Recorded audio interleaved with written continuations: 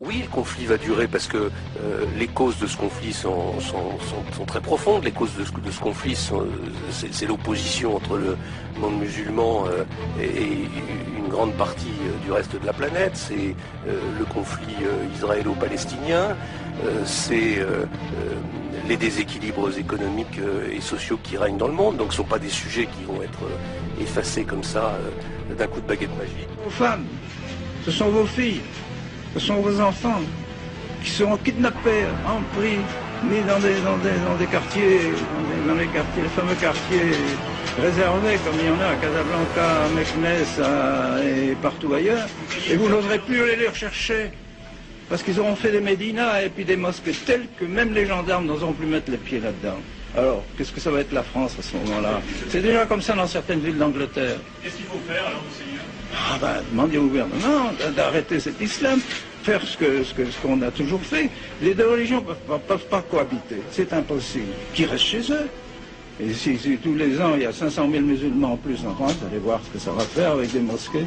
Quand un chef dira tuer les chrétiens, quand il tue un chrétien, il sauve leur âme et il sauve l'âme de celui qu'il tue. Pourquoi s'en priver?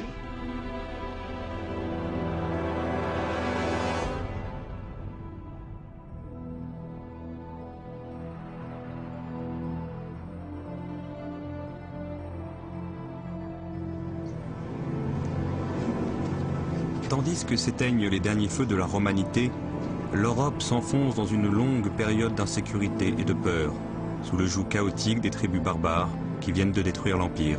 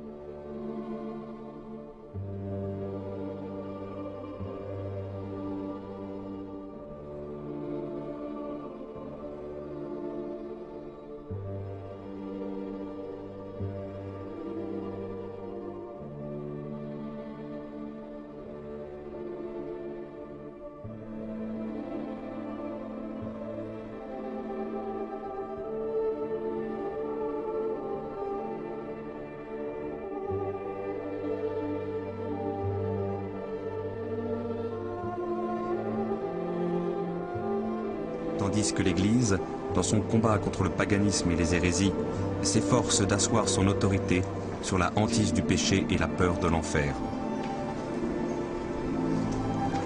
Dans les monastères, les manuscrits qui ont échappé au naufrage général de la culture antique sombrent dans l'oubli.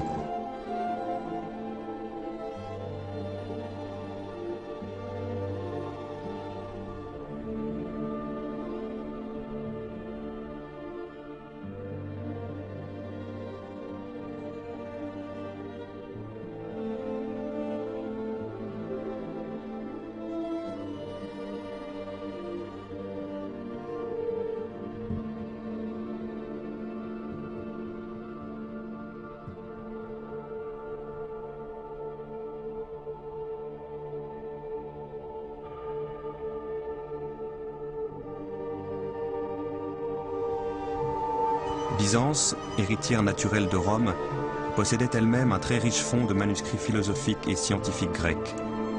Il recouvrait d'une chape de silence.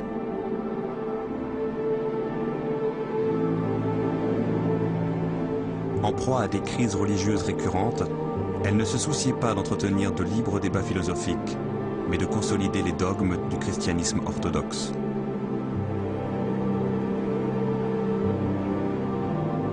Au VIe siècle, par durcissement dogmatique, elle en vint même à fermer l'Académie d'Athènes, comme celle d'Alexandrie. La plupart des savants qui entendaient perpétuer les savoirs de ces écoles cherchèrent alors refuge auprès de l'ennemi juré de Byzance, la Perse sassanide. Les deux empires rivaux se livraient en effet depuis des siècles une guerre sans merci. Or, l'empire perse, dont la religion officielle était le zoroastrisme, abritait une population chrétienne nestorienne qui s'opposait aux dogmes orthodoxes de Byzance.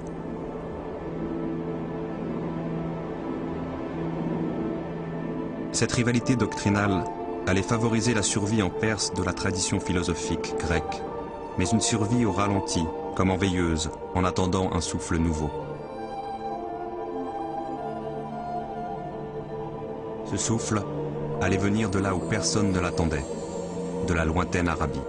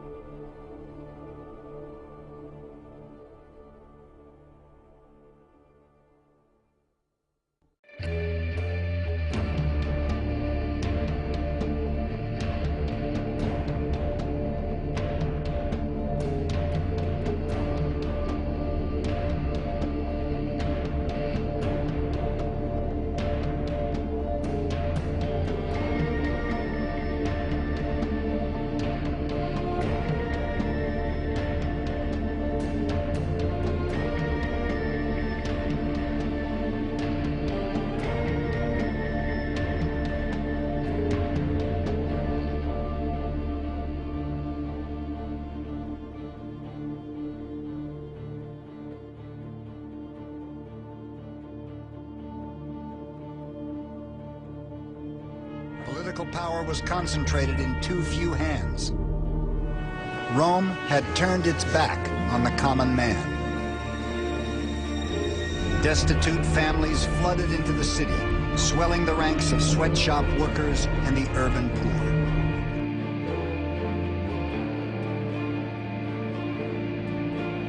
The proletariat are idle, lazy, and devote their whole life to drink, gambling, brothels, shows, and chariot races. Their temple, their dwelling, their meeting place, in fact the center of all their desires, is the Circus Maximus. They talk about nothing else.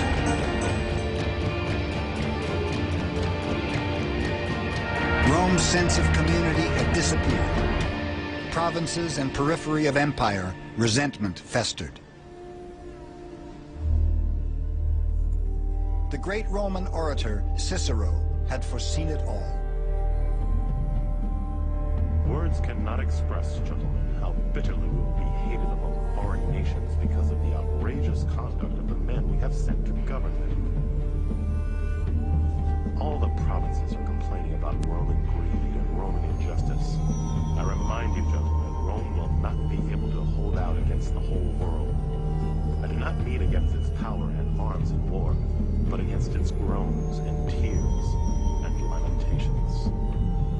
The American Republic is in remnant status. The stage is set for our country eventually devolving into a military dictatorship, and few seem to care.